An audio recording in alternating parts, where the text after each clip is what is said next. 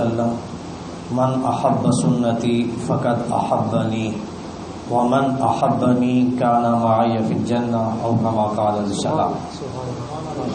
آمنت باللہ صدق اللہ مولانا العظیم ببرکت ان اللہ وملائکتہ یصلون علی النبی یا ایھا الذین آمنوا صلوا علیہ وسلموا تسلیما۔ اللہم صلی علی محمد عبدک ورسولک وصلی علی جمیع المؤمنین والمؤمنات والمسلمین والمسلمات۔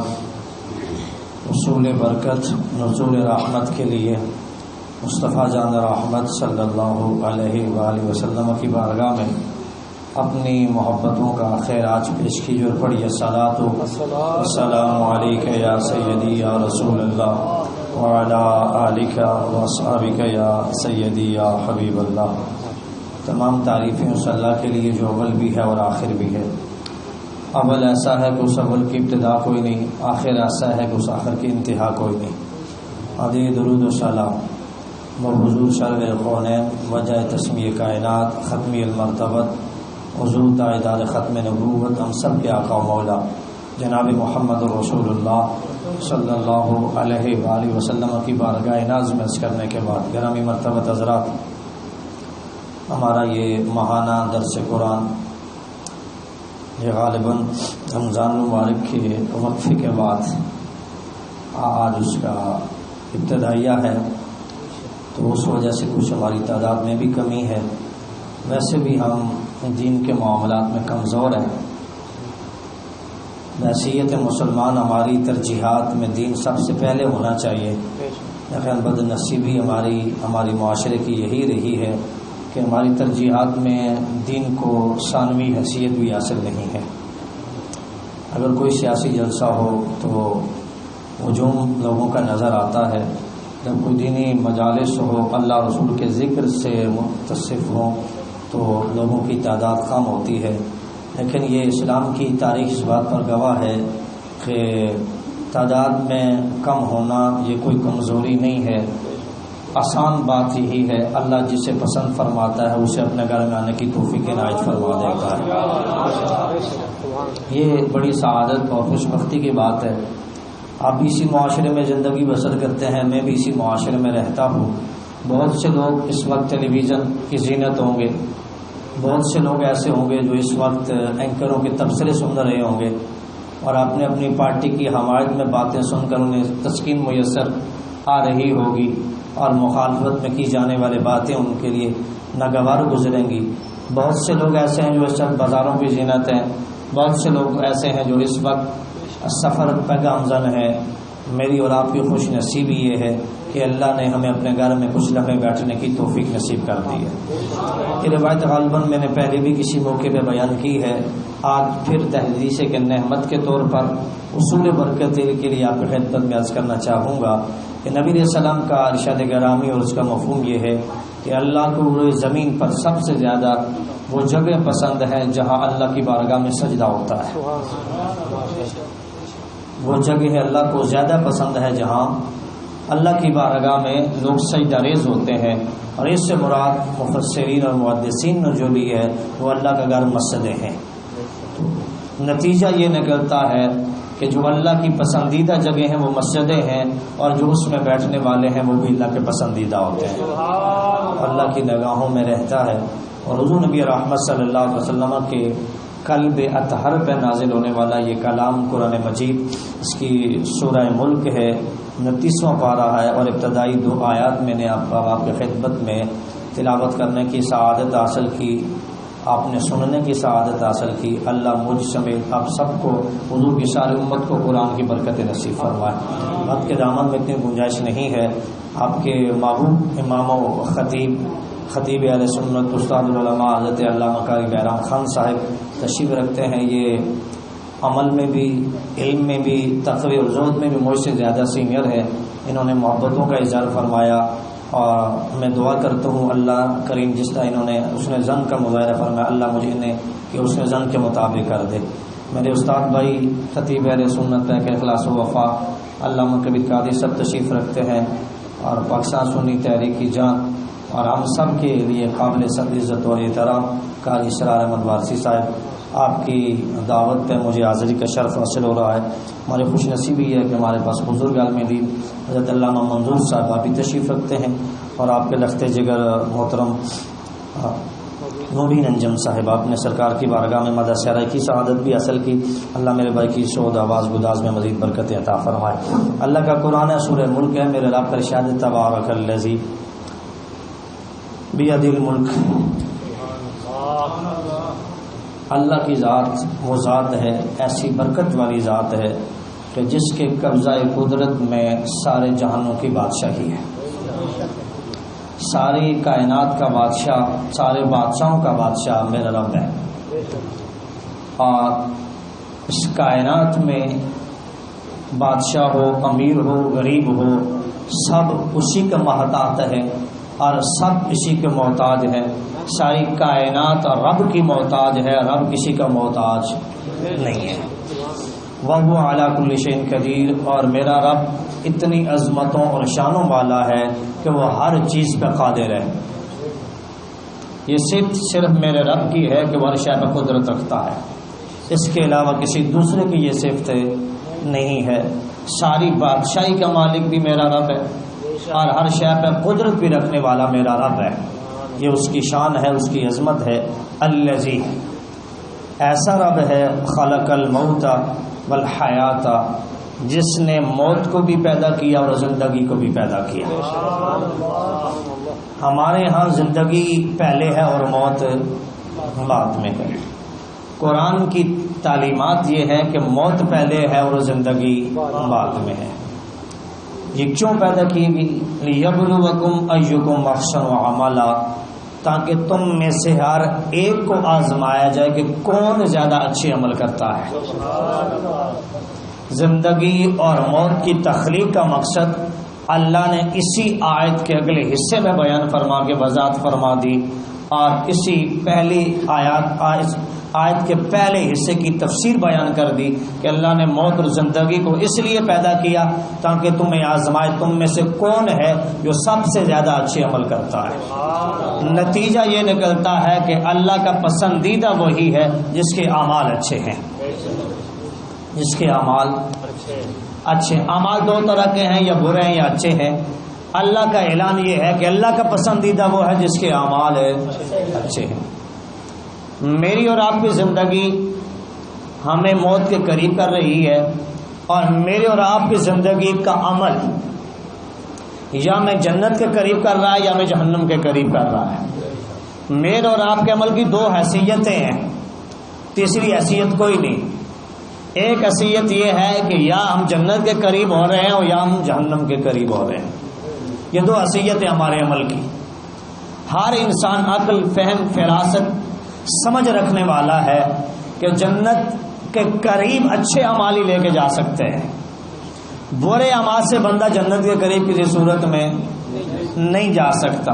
تو نتیجہ یہ نکلتا ہے کہ جنت کا طلبگار جو بننا چاہتا ہے اور جس کی خواہش طلب یہ ہے کہ مرنے کے بعد اسے جنت ملے، تو اس کے لیے لازم یہ ہے کہ وہ اپنی زندگی میں زندہ رہتے ہوئے اعمال صالحہ کر لے. علامہ نے اسی طرف توجہ مبذول کرائی تھی کہ عمل سے زندگی بنتی ہے، جنت بھی جہنم بھی. یہ خاکی اپنی فطرت میں نہ نوری ہے نہ ناری ہے. حضور رحمت کونین صلی اللہ تعالی علیہ وسلم کی قلب اطہر پہ نازل ہونے والا کلام قرآن مجید یہ دستور حیات بھی ہے، قانون کی کتاب بھی ہے، اور زندگی گزارنے کے حصول بھی اللہ نے قرآن میں بیان فرمائے. شرط یہ ہے کہ اس سے رہنمائی لینے والا تو ہو کوئی، اس کے ساتھ محبت کرنے والا تو کوئی ہو، اس سے کوئی پیغام لینے والا بھی تو ہو، اسے کوئی پڑھ کر تو دیکھے صحیح.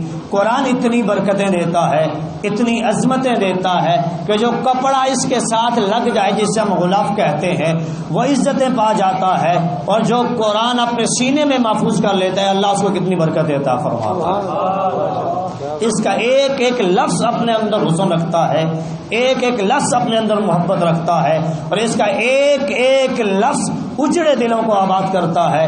اس کا ہر ہر حرف بے سکون دلوں کو سکون نصیب کرتا ہے. شرط یہ ہے کہ بندہ قرآن کے ساتھ اپنا تعلق جوڑ لے. تو اللہ کا ارشاد گرامی ہے لیبلوکم ایکم احسن عملا. تمہیں آزمانا چاہتا ہے اللہ کہ تم میں سے کون ہے کہ جو اچھے عمل کرتا ہے اور اچھے عمل کا نتیجہ اللہ کی رضا، نبی علیہ السلام کی اتباع و فرما برداری، اور اس کا نتیجہ مرنے کے بعد جنت کی صورت میں انسان کو ملتا ہے۔ میرے محترم بھائی بہرام صاحب بڑے خاص نقطے کی جانب ہماری توجہ مبذول کرا رہے تھے کہ صغیرہ گناہوں سے نہ بچنے والا بندہ پھر گناہ کبیرہ کا ارتکاب کرنے لگ جاتا ہے اور پھر اس کا نتیجہ جہنم کی صورت میں نکلتا ہے۔ اسی طرح اگر انسان ایک چھوٹی سی نیکی بھی کرنے کا پابند بن جائے تو اللہ کی ذات اتنی عظمتوں والی ذات ہے کہ وہ بندے کی ایک چھوٹی سی کی جانے والی نیکی کو بھی ضائع نہیں کرتا۔ قرآن ہمیں ایک دوسرے مقام پہ مخاطب ہو کر فرماتا فَحَسِبْتُمْ أَنَّمَا خَلَقْنَاكُمْ عَبَثًا، کیا یہ تم یہ گمان کرتے ہو کہ تمہیں یوں ہی بیکار پیدا کیا گیا؟ نہیں، تمہاری تخلیق کا مقصد ہے، یہ بلڈنگ بنائی گئی، اس بنانے کا مقصد یہ ہے کہ یہاں اہل ایمان اکٹھے ہو کر اللہ کے حضور جماعت کی صورت میں سجدہ ریز ہو کر نماز کی صورت میں اپنے رب کو راضی کریں۔ یہ مقصد ہے اس کے بنانے کا۔ میں نے اپنے جسم کا کپڑے پہنے، اپنے جسم کو چھپانا مقصود ہے۔ میں نے اپنے سر پہ پگڑی پہنی، حضور کی سنت کو زندہ کرنا مقصود ہے۔ اسی طرح فرمایا کہ انسان تمہاری تخلیق کا مقصد ہے، تمہیں بیکار اور بے مقصد نہیں پیدا کیا۔ تمہارا مقصد کیا ہے؟ وما خلقت الجن والانس الا لیعبدون۔ میرا رب کا قرآن ہے، اللہ فرماتا ہے کہ تمہاری مقصد تخلیق یہ ہے کہ تم عبادت کے ذریعے خدا کی بندگی کر کے اپنے رب کو راضی کر لو، یہ تمہارا مقصد تخلیق ہے۔ میں نے ابتدا میں ایک حدیث تلاوت کی، میرے رسول کریم صلی اللہ علیہ وسلم کا خوبصورت فرمان ہے، من احب سنتی، جس نے میری سنت کے ساتھ محبت کی، فقد احبنی۔ خوبصورت الفاظ ہیں، اور الفاظ کیوں نہ خوبصورت ہوں، مصطفیٰ جان رحمت کی زبان اقدس سے جو نکلے ہیں، میرے رسول کی زبان سے نکلنے والے جملوں حسن پا جاتے ہیں، اس لیے کہ اس زبان سے نکلتے وہی جملے ہیں جو رب کائنات کا حکم ہوتا ہے۔ خوبصورت الفاظ ہے، من احب سنتی، جس نے میری سنت سے، فقد احبنی، اس نے مجھ محمد سے محبت کی، ومن احبنی، اور جس نے مجھ محمد سے محبت کی، کان معی فی الجنہ، وہ جنت میں میرے ساتھ ہوگا۔ اس سے زیادہ حضور کی سنت تک کوئی خوبصورت فرمان میں نہیں پیش کر سکتا۔ یار ایک سادہ سمپل سی مثال آپ کی خدمت میں عرض کروں، MBA MNA کوئی اور کسی بھی شعبے کے ساتھ تعلق رکھنے والا انسان جسے لوگ عزت کا منصب سمجھتے ہیں، وہ معاشرے میں ہمارے پاس کسی مجلس میں آ جائے، ہم اس کے ساتھ بیٹھنا اپنے لیے اعزاز سمجھتے ہیں۔ MPA آ جائے، MNA آ جائے، کوئی اور بڑا شخص آ جائے، اور چونکہ یہ ٹیکنالوجی کا دور ہے، سوشل میڈیا کا دور ہے، اور ایک چیز تو بہت لازم ہے ہمارے معاشرے میں کہ ہم تصویر بنانے کو انتہائی ضروری حصہ سمجھتے ہیں، اور یوں سمجھ لگے کہ شاید یہ ایک دین کا حصہ ہے، اتنا ضروری۔ کھانے میں بیٹھے تو بھی تصویر، کسی باغ میں گئے تو بھی تصویر، کسی شہر میں گئے تو بھی تصویر، گاڑی میں ہے تو بھی۔ یہ غلطی ہم بھی کرتے ہیں، اس بیماری میں ہم بھی مبتلا ہیں، اس بیماری کے ہم بھی مریض ہیں، تو اعزاز سمجھتے ہیں اپنے لیے، اور فی الفور اسے سوشل میڈیا پہ وائرل کر دیا جاتا ہے۔ گرامی قدر حضرات، یہ کوئی اعزاز کی بات نہیں ہے، اعزاز یہ ہے کہ مرنے کے بعد جنت میں مصطفیٰ کا پڑوس نصیب ہو جائے۔ اعزاز یہ ہے، مقام اور مرتبہ یہ ہے کہ مرنے کے بعد جب خدا کی جنت میں جانا نصیب ہو جائے اور مصطفیٰ جانا رحمت کی مائیت نصیب ہو جائے، اس سے زیادہ اعزاز والی اور کوئی بات مومن کے لیے نہیں ہو سکتی۔ مومن کے لیے سب سے بڑا اعزاز یہی ہے کہ اسے مصطفیٰ کا دیدار بھی نصیب ہو جائے، مصطفیٰ کی سنگت بھی نصیب ہو جائے، مصطفیٰ کا پڑوس بھی نصیب ہو جائے۔ اس سے بڑا اور اعزاز کیا ہو سکتا ہے؟ حضور کا دیدار اہل ایمان کے لیے ایک دل کو تسکین دینے والی بات ہے۔ ایک صحابی رسول ہے، ابھی ان کا نام میرے ذہن میں نہیں آ رہا، جب ان کی زندگی میں نبی علیہ السلام کا ظاہری وصال ہوا تو انہوں نے اللہ کی بارگاہ میں دعا کی، اللہ یہ جو آنکھوں کی بینائی ہے اس کو اٹھا لے، اللہ میری آنکھوں کی بینائی کو اب واپس لے لے، مجھے اب بینائی کی ضرورت نہیں ہے، اس لیے کہ جن آنکھوں کے ساتھ میں مصطفیٰ کا دیدار کرتا تھا اب وہ چہرہ میری نگاہوں کے سامنے نہیں ہے، جب وہ چہرہ میرے سامنے نہیں ہے تو مجھے ایسے بینائی کی بھی ضرورت نہیں ہے۔ حضور کا دیدار اہل ایمان کے لیے اتنا خوشی کا باعث ہوا کرتا ہے۔ تو حضور کا پڑوس نصیب کیسے ہوگا؟ نبی علیہ السلام نے زندگی میں بتا دیا، من احب سنتی، میری سنت کے ساتھ محبت کرنے کی وجہ سے۔ نتیجہ بڑا دلچسپ ہے، یہ ایک سنت کی بات ہے، اور جس کی زندگی سراپا سنت رسول بن جائے اس کی زندگی میں اللہ کتنی برکت عطا فرماتا ہوگا۔ جس کی زندگی سیرت رسول میں ڈل جائے، جس کا اٹھنا بیٹھنا چلنا پھرنا اور سونا مصطفیٰ جان احمد کی تعلیمات کے مطابق اور اسوہ حسنہ کے مطابق ہو جائے، میرا اللہ اسے کتنی برکت عطا فرماتا ہوگا۔ اور جو فنا پھر رسول ہو جائے اللہ اسے کتنی عظمت اور برکت عطا فرماتا ہوگا۔ عمل کی جانب آئیے، اور عمل اچھے عمل یاد رکھیے، 3 قسم کے لوگ امتحان میں نہیں ہیں۔ مفسرین نے کسی آیت کی ضمن میں لکھا ہے 3 قسم کے لوگ امتحان میں نہیں ہیں، باقی سارے لوگ امتحان میں ہیں۔ چھوٹا نابالغ بچہ جس پر بھی احکام شرع لاگو نہیں ہے وہ امتحان میں ابھی نہیں ہے، جب بالغ ہو احکام شرع اس میں لاگو ہوں گے تو امتحان میں ہو جائے گا۔ پاگل مجنون اس میں بھی شرع احکام لاگو نہیں ہے، لہذا وہ بھی امتحان میں قبر میں اس کا نتیجہ پائیں گے۔ اس کائنات میں باقی کسی نے بھی صرف رب نے باقی رہنا ہے، رب کا نام باقی رہنا ہے، باقی سب فانی ہے، باقی سب کو فنا ہونا ہے، جانا سب نے ہے۔ دنیا کے سارے طبیب مل جائیں، ڈاکٹر مل جائیں، اسرائیل کو روک سکتے ہیں؟ کسی میں جرأت ہے، کسی میں ہمت ہے، موت سے بچنا چاہے بچ سکتا ہے، بھاگنا چاہے، جان چھڑانا چاہے، سفارش کروانا چاہے۔ اور مزے کی بات یہ ہے کہ موت کا فرشتہ رشوت بھی نہیں لیتا۔ لطف کی بات یہ ہے، نہ وہاں رشوت کام آئے گی، نہ وہاں سفارش کام آئے گی، نہ بھاگ سکتے ہیں، نہ کوئی جان چھڑا سکتا ہے۔ موت آنی اپنی زندگی کے ہر لمحے کا حساب خدا کی بارگاہ میں دینا ہے۔ دن کہاں گزارے، راتیں کہاں گزرتی رہی۔ جب اذان ہوتی تھی خدا کی بارگاہ میں، خدا کا منادی ندا کرنے والا تمہیں پکار کے بلا رہا ہوتا، تمہاری زندگی کہاں گزر رہی ہوتی تھی؟ قیامت کے دن پوچھا جانا ہے، قیامت کے دن پوچھا جانا ہے، جواب دینا ہوگا۔ اور اللہ اپنے بندوں پہ اتنا مہربان ہے، رب کعبہ کی عزت کی قسم خدا کے گھر میں بیٹھ کر ذمہ داری کے ساتھ کہہ رہا ہوں، کائنات میں اتنا کوئی رشتہ بندوں پہ اتنا مہربان نہیں ہے جتنا رب اپنے بندوں پہ مہربان ہے۔ اللہ نے سوال پہلے بتا دیے، یہ سوال ہونے ہیں قبر حشر میں، ان کی تیاری کر لو۔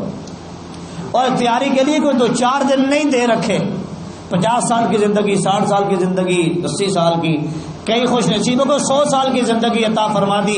سوال بتا دیے، یہ سوال ہونا ہے، قبر کے سوال بھی بتا دیے، حشر کے سوال بھی بتا دیے، تیاری کر کے آنا۔